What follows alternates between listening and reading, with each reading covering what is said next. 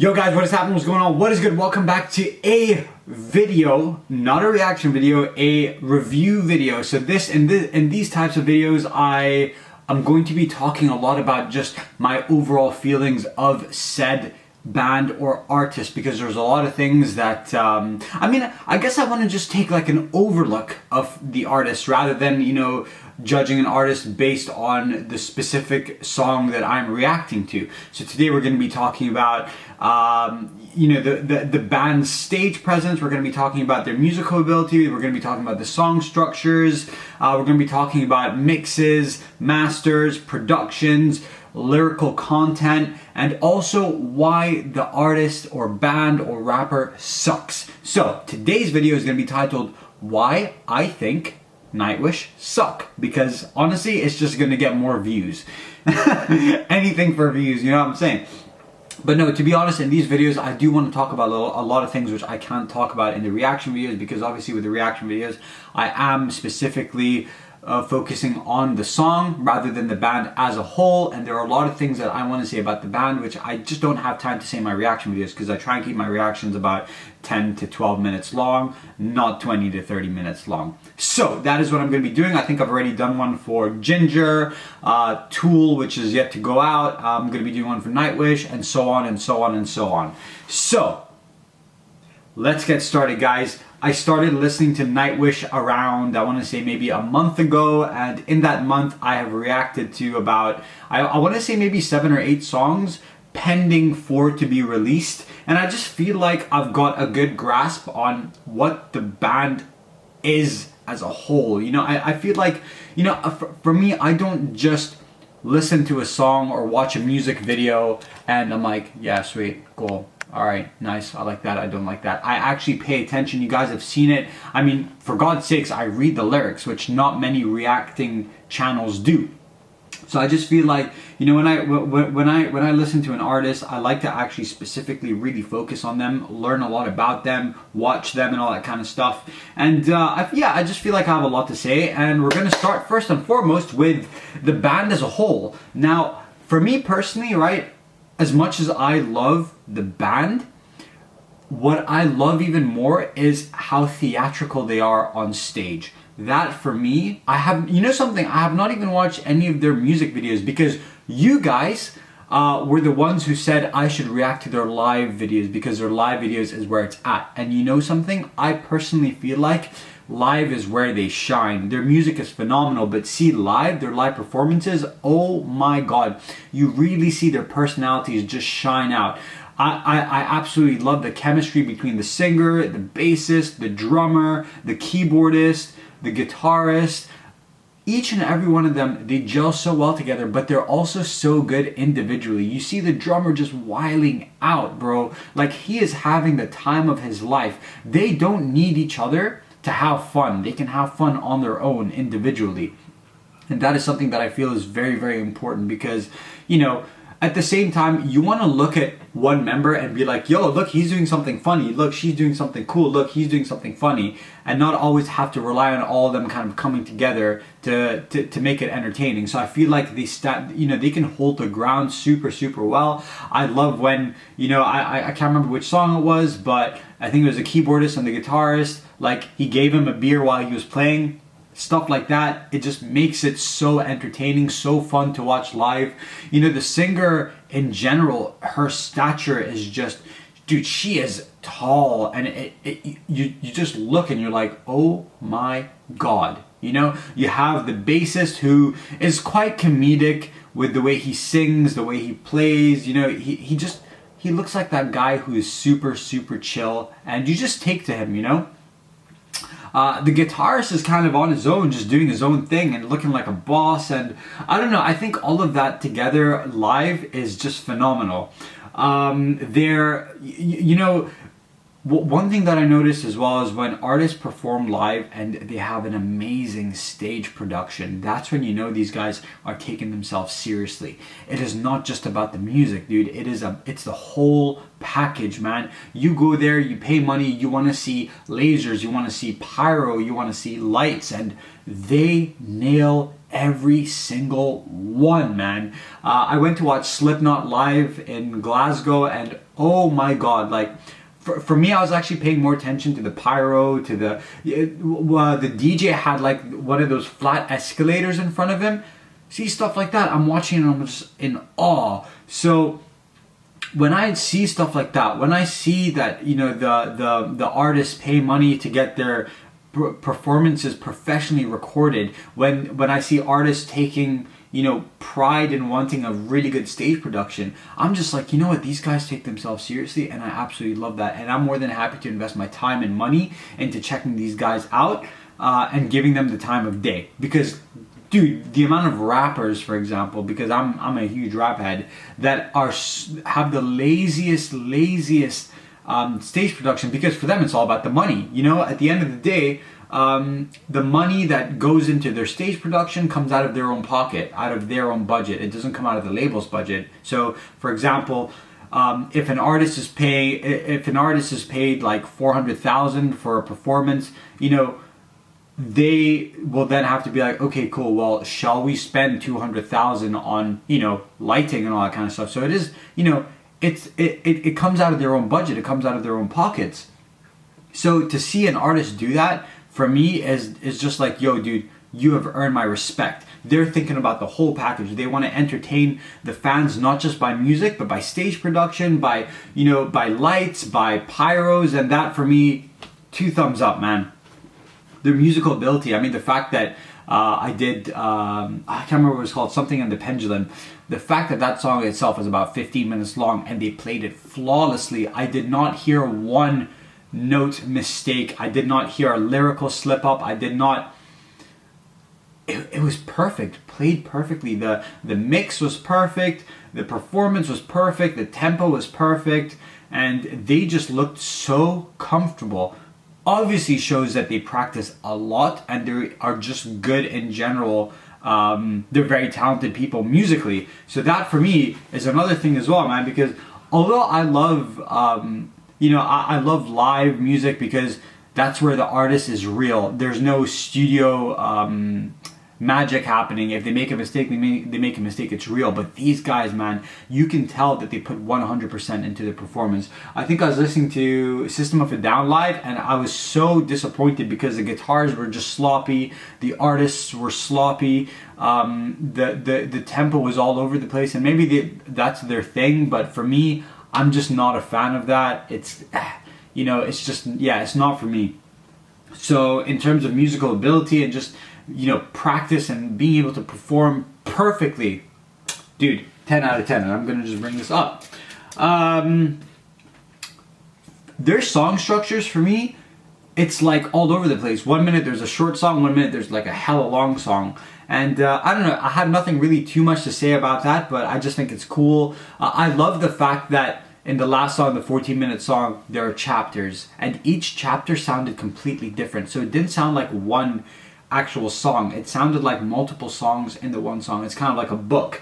And I think it just keeps it interesting, because like with Tool, for example, they have a 14-minute song, but that is just one song. And after a while, it kind of gets a bit boring. You're like, dude, I heard this like 15 minutes ago. Whereas with this, after about 4 minutes, you know, there's a new chapter and it just sounds totally different. And you're actually just like, oh, this is interesting. What are they doing now? 1 minute it's dark. 1 minute it sounds like a what do you call it? I forgot the word, but you know, there's like flutes and violins. 1 minute it's like a hard song, 1 minute it's a soft song. So there's a lot of dynamics in there, and it just keeps you entertained, it keeps you on your feet, and it keeps you just entertained. So I absolutely dig that. I think it's genius. I also love the fact that they have changed their singers not once, not twice, but apparently 3 or 4 times maybe. And usually when that happens, that's when a band just loses their clout, because people are just not interested.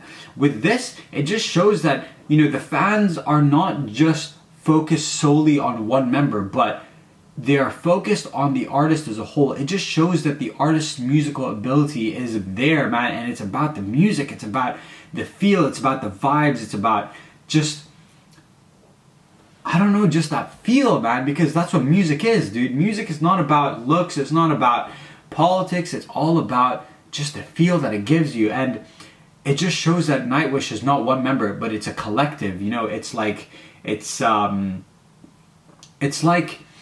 how do I describe this, man? You guys might know what I'm talking about, but it just shows that even when they change up their singers, they can still hold their ground. They can still create amazing work. It shows that they are good with choosing members. Now, from the last video that I saw, apparently there was some kind of politics with the old singer and the new singer. I'm not entirely too sure what that was about. So if you guys could, you know, entertain me down below and write down a lengthy reason why, it would be pretty cool to understand. But it shows that, you know, they're able to adapt with new singers, with change, and still keep that consistency going, which fans will absolutely adore. I don't think in any of the songs that I've done have read comments that they're saying, oh, this song sounds better with the other artist, with the other singer. This song sounds better with the first singer. Never seen that once. It's always just like, this is amazing, this is amazing. In fact, the last song that I did was with the old singer, and you guys were like, no, check out the one with Fleur, is that her name? So, I don't know, man. It seems like they're just getting better and better and better by time. This is something that I forgot to mention, but for me, Nightwish, unless I mentioned already, are, for me, a very theatrical band. And this might be something that they never put... this was probably something that they did not decide on, but maybe just happened by itself. But they're definitely a theatrical band for sure. I would definitely go and watch them, less for the music, but more for just the stage layout and just them kind of just enjoying being on stage. You can see that they love performing in front of people. I think that their mixes, their production quality is fantastic, showing that they are very good with choosing mixing engineers, mastering engineers, producers, you know, because all of that helps to create that amazing final product, you know, and that for me just shows how professional they are, because you know, you can easily just go to, you know, mixing engineer who mixed Ed Sheeran's song or this or that or this or that, but they choose the right mixing engineers, the right producers, the right mastering engineers, and all of that just shows that they are 100% thinking about their product. They, you know, they are also business minded too. This is another thing. They're very well business minded, talking about and reinvesting back into their performances, reinvesting into their productions. They're not sloppy, you know, and at the end of the day, music is a business, dude. It's not just about, yo, let's go and perform. There's a lot that goes into it. You know, for me, I feel like I have managed to get first-hand look on what the music business is like, having being music photographer and and DP, director, or videographer, whatever you want to call it. There's a lot that goes into it. It's not just like, yo, let's make a record and let's go out. I did a music video in November and it just came out yesterday. So there's a lot that goes into it. So November, now it's May 18th, by the way. So there's a lot that goes into it, man. Packaging, choosing the right packaging, choosing the right time for a video to go out, when it should go out, why it should go out, all that sort of stuff. It is insane, you know? So they obviously, unless a record label is on point with it, but I'm pretty sure the artist chooses who they want the records to be mixed, mastered by, and all that kind of stuff. So they're doing very, very well. Now, this is why I think they suck. And it's not actually due to them. This is why I just think they might be in a sucky situation. Because the last reaction video that I did, I was absolutely stunned with the fact that they're performing in stadiums in places like Finland, in Europe. Wembley freaking Arena, dude. Wembley Arena. That is a big arena in London, for all of you guys who don't know.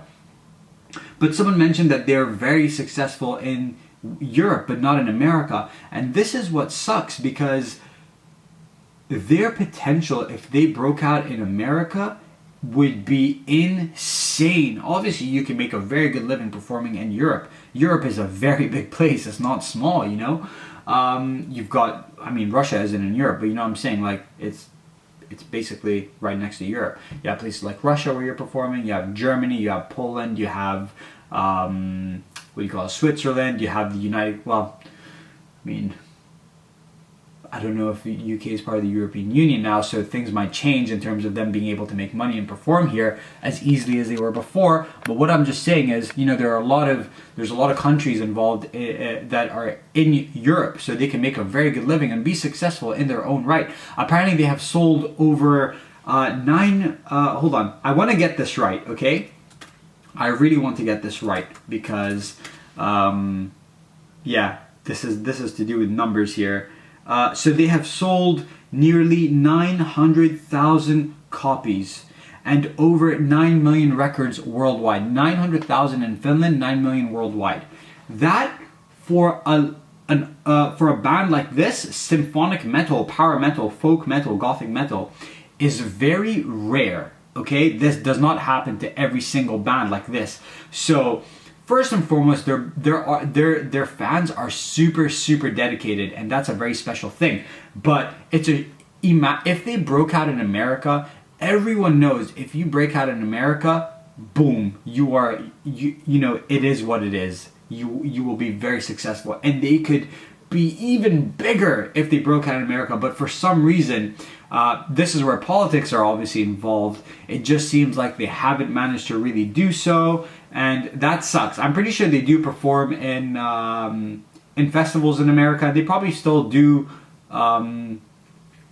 perform at their own shows in America, but apparently they just haven't really broke out in America like they should, like they deserve to. And it's very strange. There are a lot of artists who, you know, who do super well in Europe, but just never are able to step foot into the US, and that might be because there are already bands like that, so there's just no need for other bands to, you know, go into America, or once again, it might be politically motivated. But I mean, you know, that pretty much for me is kind of the only reason why I think Nightwish sucks, is just because they're not super huge, man. And it's not why they suck, it's because they're in a sucky situation. And you know, the situation itself sucks. That's what it is. So yeah, I mean, well, hold on a second. It says here that they've sold over 500,000 records in the US. So maybe they don't suck. I don't know. That's a lot, man. That's gold status. They've sold 900,000 in Finland, over 1 million in Germany, 9 million worldwide, and 500,000 in the US. That to me, I feel like is a straight up success, especially for artists like this. But it's amazing to see that Finland are super what do you call it? What's the word I'm looking for? Supportive with the band, because I mean, you know, in Glasgow, no Glaswegian listens to Glasgow artists. I mean, you have Biffy Clyro, you have Paolo Nutini, but that's pretty much it, dude. But that is it from me, guys. That is my review on Nightwish. I think they are a fantastic band. I feel like, you know, I don't think they'll stop releasing music. They began in '97. They're still releasing music till today, and I think they're just going to continue releasing music. I think they're just going to keep releasing music non-stop. They're hitting #1 records in Finland constantly, dude, ever since 2000, May 19th. So I think they're just going to keep getting bigger and bigger and bigger, and the fans themselves are just going to keep staying supportive, man. And I think that's amazing. That's when you know you have a special you have a special product, dude. So that is it from me, guys. Let me know down in the comments below what you think, if you disagree with me, if you agree with me, and why. Hit that thumbs up button. Make sure you subscribe and follow me on Instagram. And I will see you in the next one, guys. Peace.